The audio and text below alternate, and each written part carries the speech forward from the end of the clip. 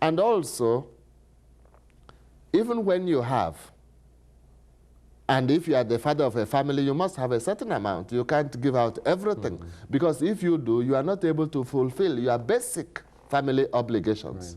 But it's the spirit in which you do it and how you actually do it.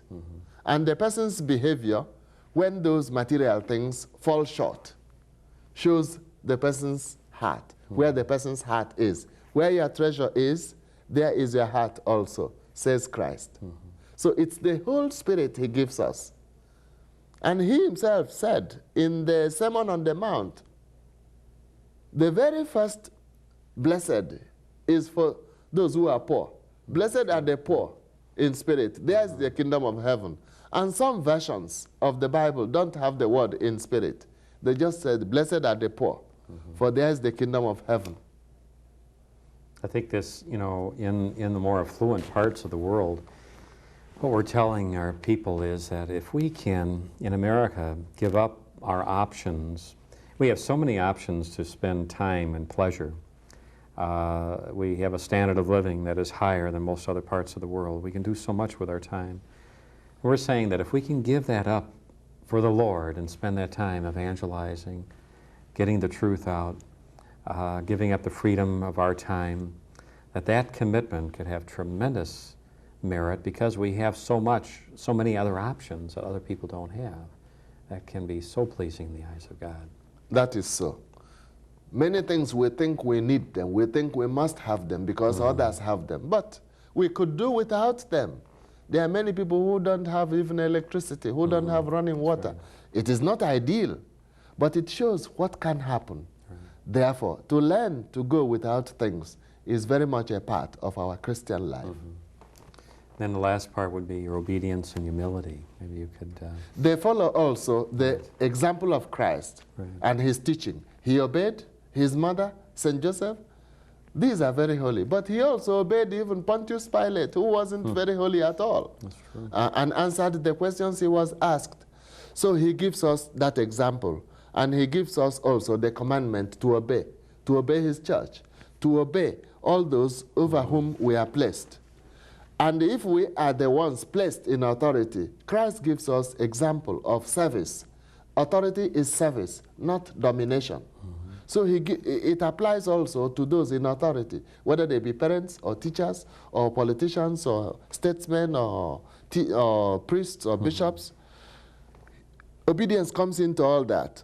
There are some people who make a whole vow of obedience in a religious state, brothers, sisters, monks, nuns, priests who make the solemn promise to obey the bishop in matters touching the church.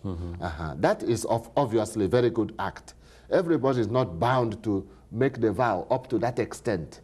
But everybody is bound to some form of obedience in our lives, and the spirit. And together with it, the humility that goes with it. Because if a person is not humble, if a person is always extolling self, then the person is putting happiness again on power, on being on top. The person has a wrong approach to that matter. It is the whole spirit of Christ. In a way, obedience covers all the other virtues, the other two, chastity and poverty.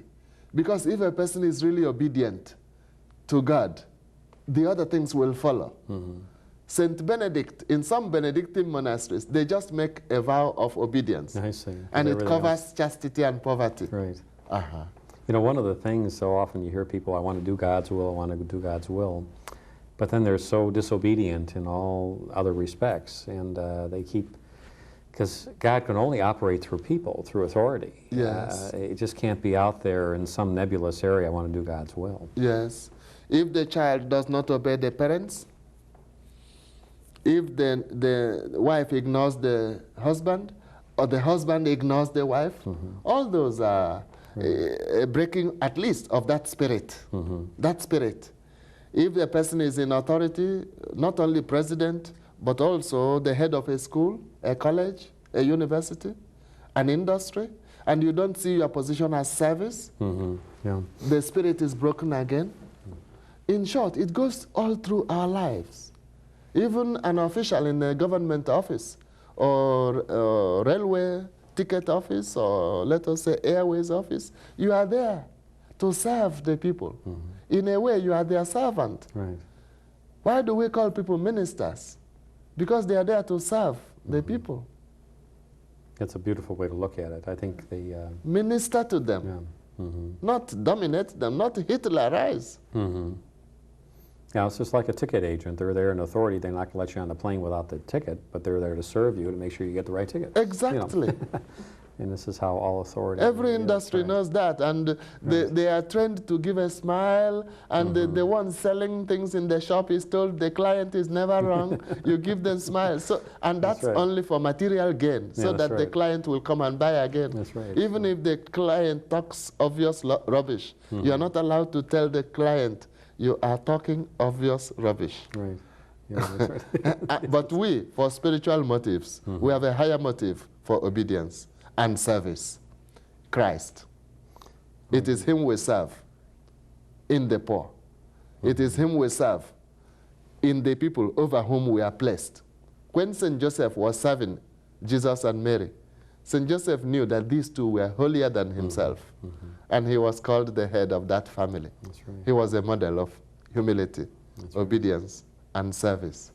St. Joseph is truly, and that's a beautiful note to end this particular program on, and just thinking about St. Joseph and his virtues. And as we all know, we have a piece of heart form on Joseph, and Cardinal Carberry just sent me this little pamphlet before we came up here, Novena to St. Joseph, and talked about the four qualities: his fidelity to grace, his fidelity to the interior life, his love of the Blessed Virgin Mary, his love of the Christ child. And again, this summarizes what we've just been talking about. So we're asking you now to break and to really share your insights now that you've underlined your book, I hope, and made little notes and maybe started a spiritual journal, and to really get the most out of that half-hour a day with God. It's not a speed reading course or even a course. This is a piece of heart forum to develop that interior relationship, that peace of heart, and to share now your insights with your neighbors, developing friendships on a spiritual level so that you can help one another in time of need and also reach out and bring others into this life. So we'll be back then in 60 minutes with a preview for your third week and last week in meditation in Cardinal Arinze's book. Thank you and God bless.